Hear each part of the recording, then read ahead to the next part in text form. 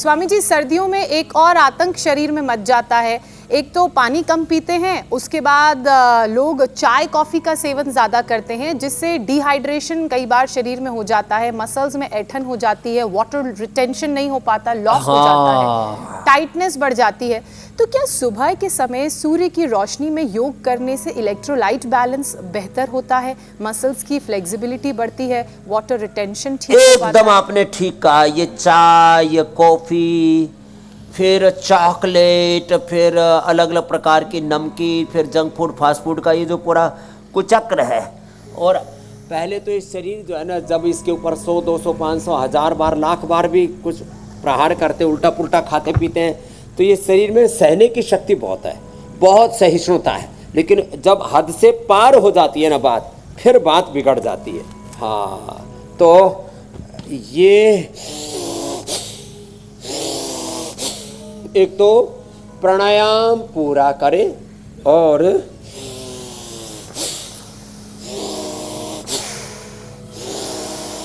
युक्ताहार विहारस्य युक्त चेष्टस्य कर्मस्य युक्त स्वप्नावबोधस्य योगो भवति दुःखा। फिर ऐसे जो है रोहतास जैसी, राहुल जैसी बढ़िया छाती हो जाएगी।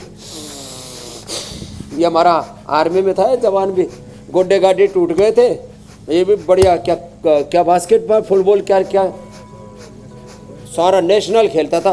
बीच में गोड्डा टूट फूट गया था और रिपेयर कर लिया आके। क्या नाम भाई? प्रदीप के लिए भी जोरदार तालियां हो जाए भाई, बहुत आशीर्वाद है। तो ये आज तो कई पहलवानों के बीच में मैं माड़ा सा दिख रहा हूँ, ठाड़े ठाड़े बैठे मेरे साथ में, लेकिन मैं माड़ा भी नहीं हूँ भाई। हाँ, मतलब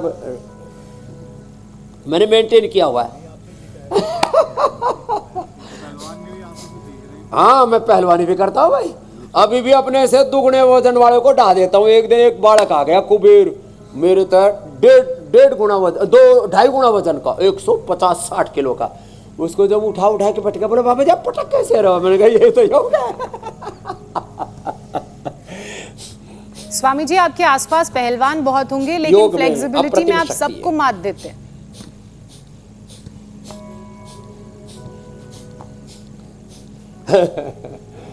हाँ, स्फूर्ति भी होनी चाहिए, बॉडी और माइंड का पूरा कोऑर्डिनेशन अच्छा होना चाहिए, वो योग से आता है। इसलिए योगी पहलवान भी होगा तो अच्छा बनेगा।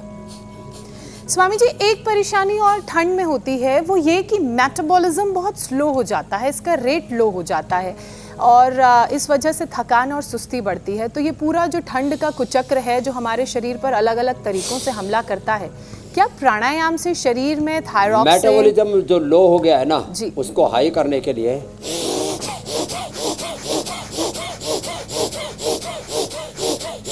तेजी से करें। ये पहलवानी स्टाइल में भस्त्रिका है, या ठंड भगाने वाला, शक्ति जगाने वाला, ऊर्जा जगाने वाला, देवत्व को जगाने वाला। हमारे भीतर एक है दैहिक शक्ति, दृष्ट शक्ति, एक है अदृष्ट पराशक्ति, पारमार्थिक शक्ति। तो जब पूरी भक्ति के साथ ऐसे भस्त्रिका, कपालभाति, अनुलोम विलोम करते हैं, तो पारमार्थिक शक्ति, दैवी शक्ति, दैवी संपदा, अष्ट सिद्धि, नवनिधि, और जो एक अनिर्वचनीय जो अतीन्द्रिय शक्ति है, उससे हम युक्त हो जाते हैं। और फिर ये ठंड, ये रोग भोग विकार, सारे संसार के संकट झंझट पीछे छूट जाते हैं। न तस्य रोगो न जराओ न मृत्यु प्राप्तस्य योगाग्निमयम् शरीरम। लोग भोगों की अग्नि में, काम क्रोध की अग्नि में जल रहे हैं। ये योगाग्नि है, सप्त धात्वाग्नि, जठराग्नि, पंचभूताग्नि को प्राणाग्नि उद्बुद्ध जागृत कर देती है। और ये चाहे वो मेटाबॉलिज्म का स्लो होना हो, या किसी भी लेवल पर वात पित्त कफ त्रिदोषों में असंतुलन हो, एपोप्टोसिस का, पूरा ऑटोफेजी माइटोफेजी का लड़खड़ाना हो, लाइपोजेनेसिस का बढ़ जाना हो, लाइपोलाइसिस का कम हो जाना हो, उससे फिर वेट बढ़ने लगता है। और योगाग्नि से ठंड की सभी समस्याओं से खुद को बचाता है। इसलिए मैं कहता हूँ योग तंत्र ही लोकतंत्र की असली ताकत है।